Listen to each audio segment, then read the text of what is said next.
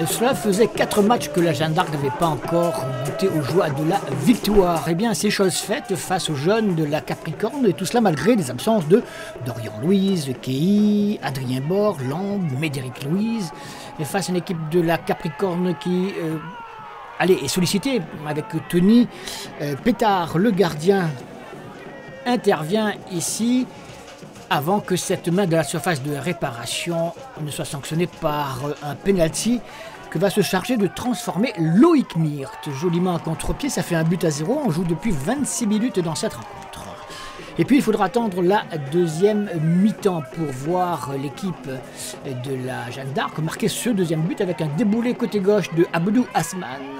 Il frappe dans un angle réduit, c'est vrai, mais très fort, à côté du gardien Pétard pour le deuxième but de la Jeanne d'Arc. On joue à ce moment-là depuis 57 minutes. La Capricorne ne désespère pas de réduire le score et c'est Quentin Boesso qui, comme c'était souvent le cas depuis ces dernières semaines, qui reprend cette balle en 2 fois pour inscrire le but réducteur du score. Il se précipite pour aller remettre au centre car il faut absolument égaliser. Sauf que, il n'y aura pas d'égalisation, il y aura surtout un 3e but de l'équipe de la Jeanne grâce à ce superbe déboulé côté gauche. Avec finalement un ballon dans les pieds de Antoine Razolofo qui marque le 3e but de la Jeanne d'Arc. Ça y est, c'est plié, 3-1.